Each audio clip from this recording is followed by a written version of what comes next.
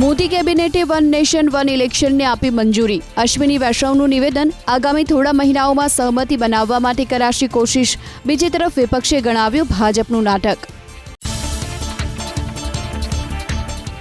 એક દેશ એક ચૂંટણીને લઈ પ્રધાનમંત્રીએ સોશિયલ મીડિયા પર મૂકી પોસ્ટ. કહ્યું, આ લોકશાહીને વધુ જીવંત અને સહભાગી બનાવવાની દિશામાં એક મહત્વપૂર્ણ પગલું. તેનો કોઈ રાજકીય હેતુ ન હોવાનો પણ કર્યો દાવો. વન નેશન વન ઇલેક્શન લાગુ થવાથી આંધ્રપ્રદેશ, અરુણાચલ, ઓડિશા અને સિક્કિમ પર નહીં થાય અસર. અહીં લોકસભાની ચૂંટણીની સાથે યોજાઈ છે વિધાનસભાની ચૂંટણી.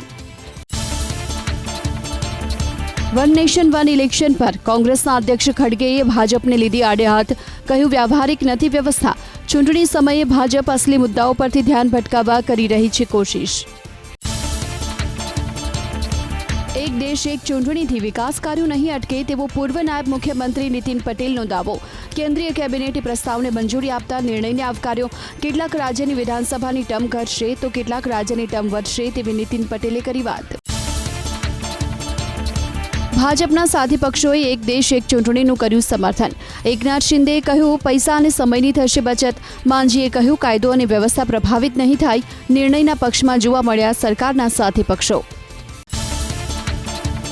એક રાષ્ટ્ર એક ચૂંટણીને અમદાવાદ શહેર કોંગ્રેસે પ્રમુખે ગણાવ્યું ગતકડું. બોલ્યા, ખેડૂતોને નુકસાનીની સહાય, ભ્રષ્ટાચાર સહિતના મુદ્દાથી લોકોનું ધ્યાન ભટકાવવા સરકાર કરે છે જુદી જુદી વાતો. ગુજરાતમાં હવે ભારે વરસાદની શક્યતા નહિવત. હવામાન વિભાગ અનુસાર ગુજરાતમાં ભારે વરસાદ વરસશે તેવી નથી કોઈ સક્રિય સિસ્ટમ. રાજ્યમાં અત્યાર સુધીમાં સિઝનનો વરસી ચૂક્યો છે 125% વરસાદ.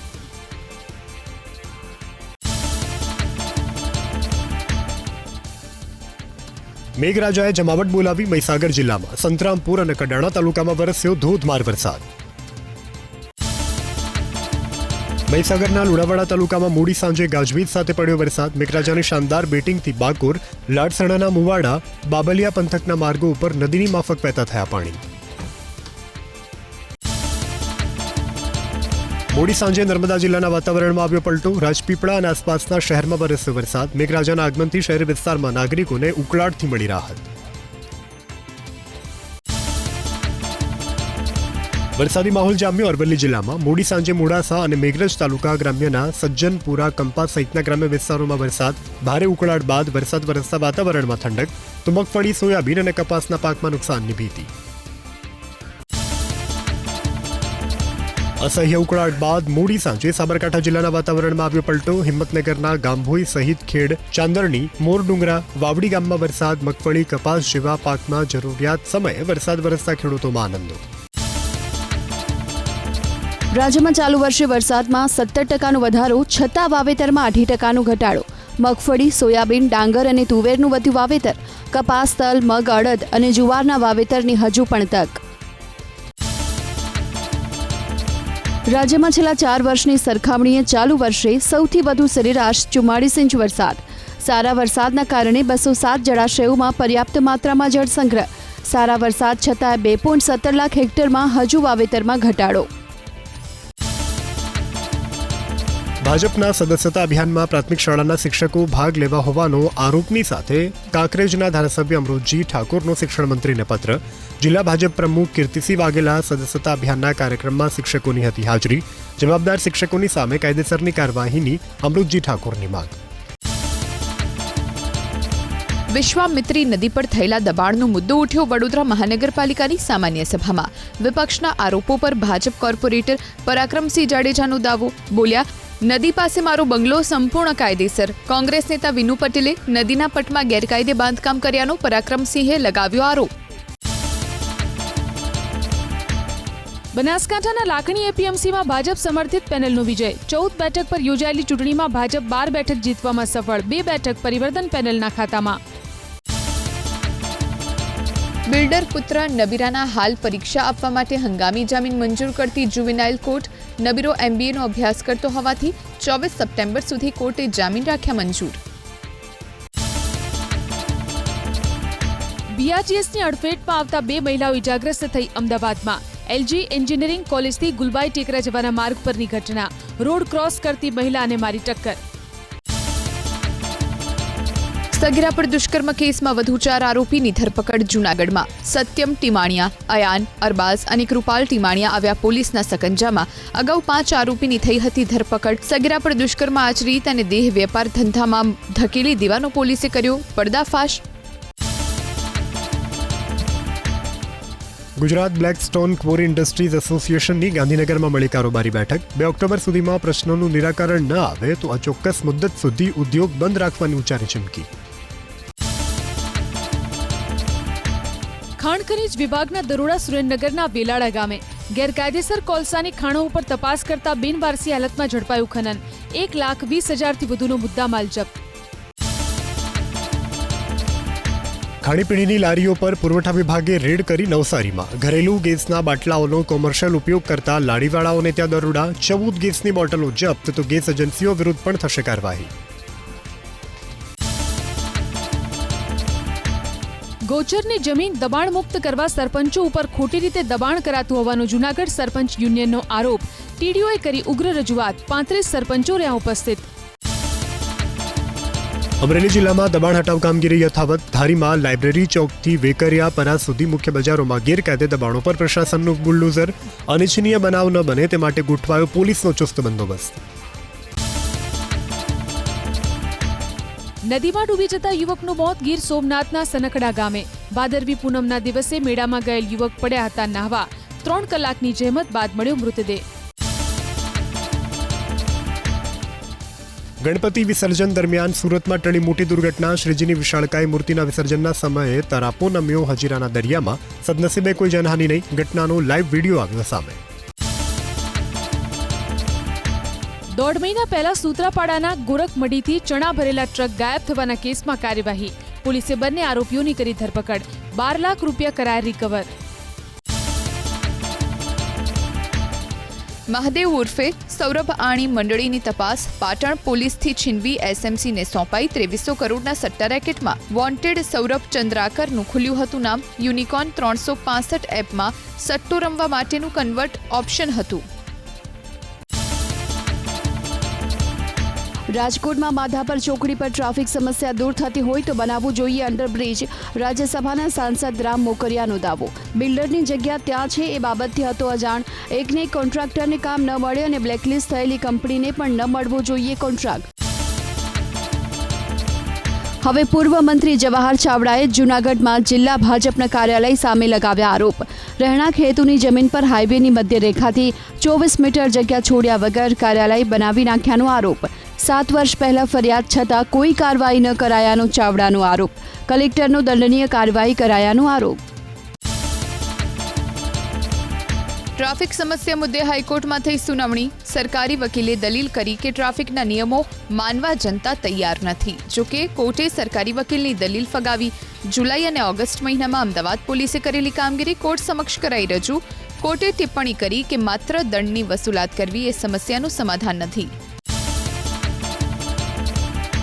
રખડતા ઢોરની સમસ્યાથી સ્થાનિકો ત્રાહિમામ. પાટણમાં પારેવા સર્કલ, બસ સ્ટેશન રોડ, બગવાડા દરવાજા, રેલવે સ્ટેશન રોડ પર રખડતા ઢોરનો અડિંગો. છેલ્લા 1 વર્ષમાં 900થી વધુ રખડતા ઢોર પકડાયા હોવાનો ચીફ ઓફિસરનો દાવો. ગીર સફારીમાં ઓનલાઈન બુકિંગ મુદ્દે માનવ અધિકાર આયોગે લીધું સ્વયં સંજ્ઞાન. વન વિભાગના અધિકારીઓ ખાનગી ઓપરેટર્સ પાસેથી સપ્તાહમાં ખુલાસા સાથે માંગ્યો જવાબ. ડેન્ગ્યુનો હાહાકાર અમદાવાદ શહેરમાં. 14 દિવસમાં જ 152 બાળક આવ્યા ડેન્ગ્યુની ચપેટમાં. 14 વર્ષ કરતાં ઓછી ઉંમર ધરાવતા 152 બાળકને થયો ડેન્ગ્યુ. 16 બાળક 1 વર્ષ કરતાં નાના. 2024માં 467 બાળકો સપડાયા ડેન્ગ્યુમાં. સપ્ટેમ્બર માસના 14 દિવસમાં જ ડેન્ગ્યુના 282 કેસ સામે આવ્યા અમદાવાદમાં. તો ટાઇફોઇડના 303, ચિકનગુનિયાના 22, ઝાડા ઉલટીના 267 અને કમળાના 226 કેસ. રોગચાળાના આંકડા જાહેર કરવામાં કોર્પોરેશનની પોલમપોલનો વિપક્ષે લગાવ્યો આરોપ. લાયસન્સ વગર શાળામાં વાહનો લાવતા વિદ્યાર્થીઓની ઓચિંતી કરાશે તપાસ અમદાવાદમાં. ડીઈઓ અને આરટીઓ સાથે મળી આગામી સપ્તાહમાં સ્કૂલોમાં આકસ્મિક તપાસ કરાશે. તપાસ દરમિયાન નિયમનો ભંગ થતો હોવાનું જણાશે તો કરાશે કાર્યવાહી. ડીઓએ શાળાને પત્ર લખી જાગૃતિ લાવવા કરી તાકીદ. COSના પાપે હવે જ્ઞાન સહાયક. રાજીનામા માટે પણ સંચાલકોને આજીજી કરવા મજબૂર. ફરજ પરના સહાયકોને અરજી માટે છૂટ અપાઈ, પણ સત્તા સંચાલકોના હાથમાં. ડોક્યુમેન્ટ્સ વેરિફિકેશનમાં રાજીનામું સ્વીકાર્યાની સંચાલકની બાહેધરી ફરજિયાતથી જ્ઞાન સહાયકોમાં રોષ. આયુર્વેદિક અને હોમિયોપેથિકના પ્રથમ રાઉન્ડમાં કુલ 3,869 વિદ્યાર્થીઓએ મેળવ્યો પ્રવેશ. પ્રથમ રાઉન્ડના અંતે 2,409 વિદ્યાર્થીએ તેમને ફાળવેલા કોલેજમાં પ્રવેશ લેવા માટે રિપોર્ટિંગ નથી કરાવ્યું, જેમાં સરકારી કોલેજની 222 બેઠકોનો થાય છે સમાવેશ.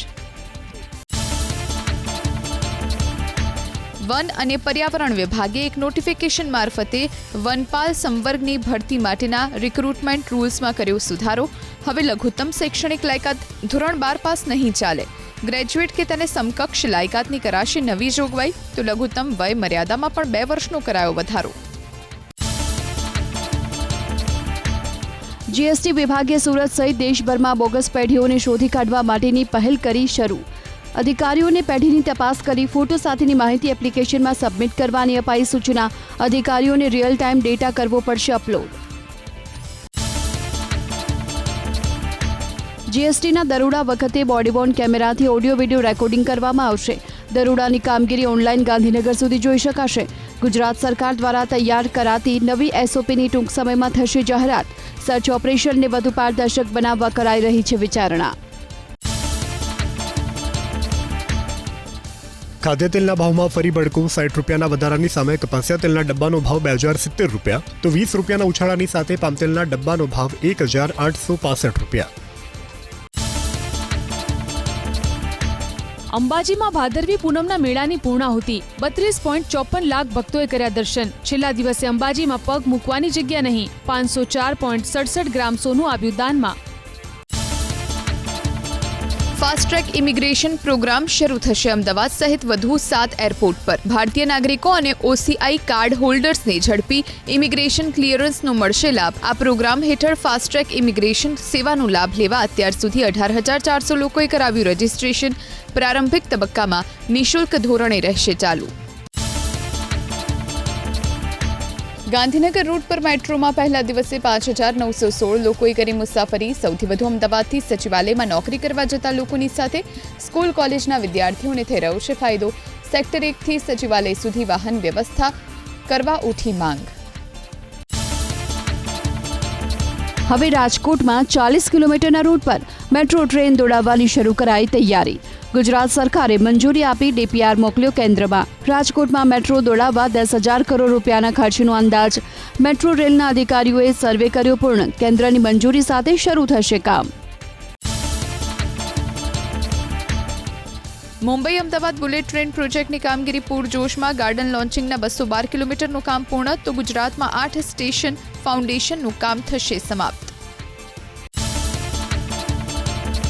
અમદાવાદમાં કાલુપુર રેલવે સ્ટેશનનું 2,383 કરોડના ખર્ચે થશે નવનિર્માણ. 3,000 કાર પાર્કિંગ અને 4-સ્ટાર હોટેલ સાથે multi modal transport hub building કરાશે ઊભું.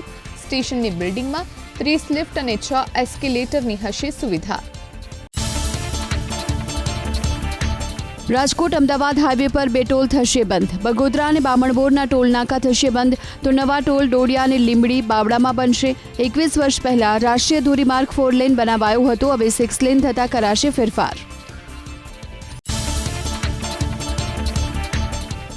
60 વર્ષમાં દેશના GDPમાં સૌથી વધુ યોગદાન કર્ણાટક બાદ ગુજરાતનું વધ્યું.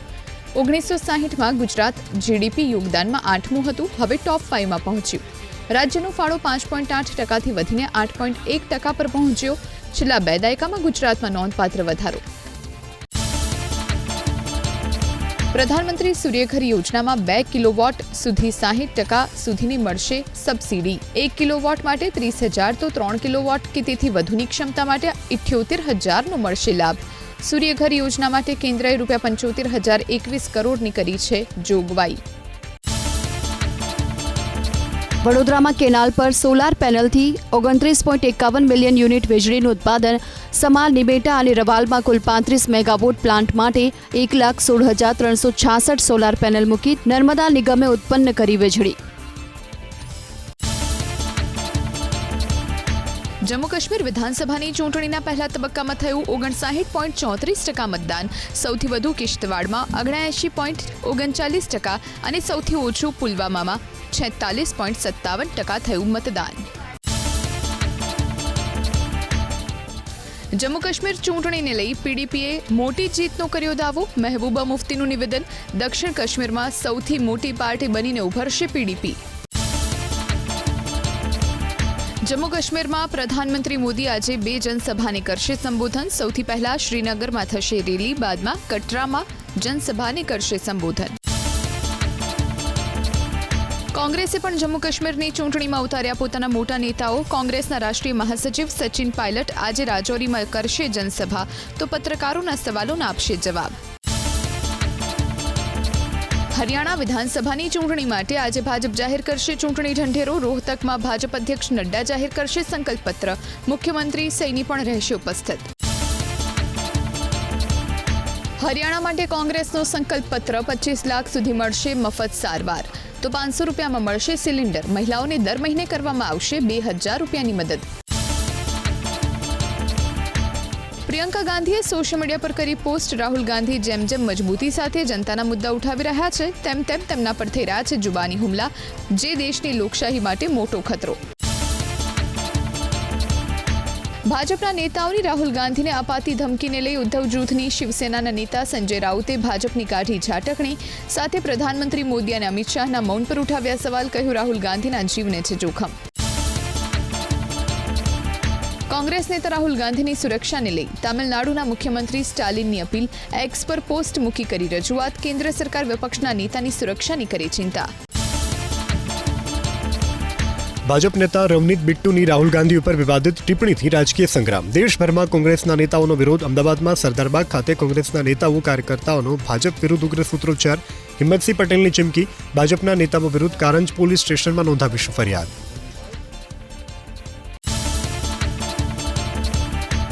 ચૂંટણી દરમિયાન ચીજવસ્તુઓ મફતમાં આપવાના વચન વિરુદ્ધ સુપ્રીમ કોર્ટમાં અરજી. સુપ્રીમ કોર્ટ સુનાવણી અંગે કરશે વિચાર.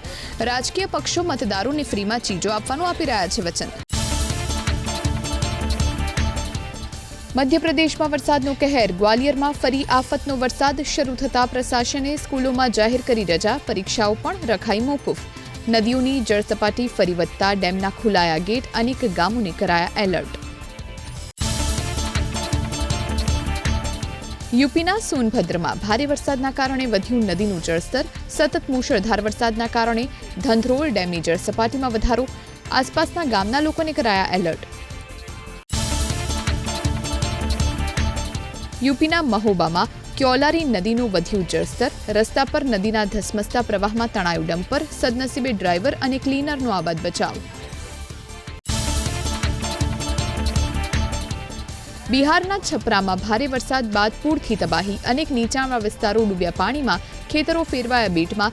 પ્રશાસન હજુ સુધી ન પહોંચતા લોકોમાં આક્રોશ.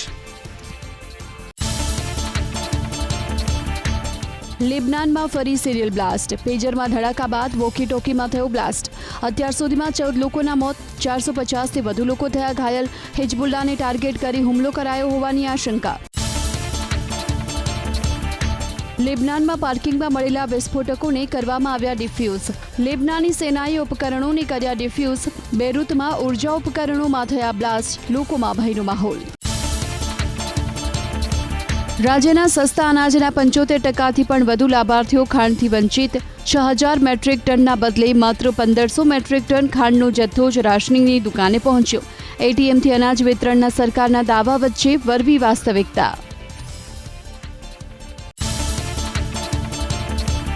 ડોક્ટર સુદેશ ધનખડે ગાંધીનગર જિલ્લાની બોરીજ પ્રાથમિક શાળાની લીધી મુલાકાત. એક પેડ માં કે નામ અંતર્ગત કર્યું વૃક્ષારોપણ. બાળકોને દિલ્હી આવવા માટે આપ્યું આમંત્રણ. તો બાળકો અને શિક્ષકો સાથે પણ સુદેશ ધનખડે કરી વાતચીત. રાજ્યસભાના સાંસદ મયંક નાયકના જન્મદિવસની મહેસાણાના ધોબીઘાટ વિસ્તારમાં કરાઈ ઉજવણી. સાંસદ હરિભાઈ પટેલ, ધારાસભ્ય મુકેશ પટેલ, જિલ્લા ભાજપ પ્રમુખ ગિરીશભાઈ રાજગોર સહિત રાજકીય આગેવાનો રહ્યા ઉપસ્થિત. તો જન્મદિવસની ઉજવણીના પ્રસંગે નિરાધાર મહિલાઓને 300 કરિયાણાની કીટ અને સાડી સાથે 300 બાળકોને સ્કૂલ બેગનું કરાયું વિતરણ. આજથી ભારત અને બાંગ્લાદેશ વચ્ચે ટેસ્ટ શ્રેણીનો પ્રથમ મુકાબલો. ચેન્નઈમાં સવારે 9:30 વાગ્યાથી રમાશે મેચ. પાકિસ્તાન સામેની જીત બાદ બાંગ્લાદેશને પહેલીવાર ભારત સામે ટેસ્ટમાં સફળતાની આશા. પંત 2 વર્ષ બાદ રમશે ટેસ્ટ તો રાહુલનું 11મા સ્થાને રમવાનું લગભગ નિશ્ચિત.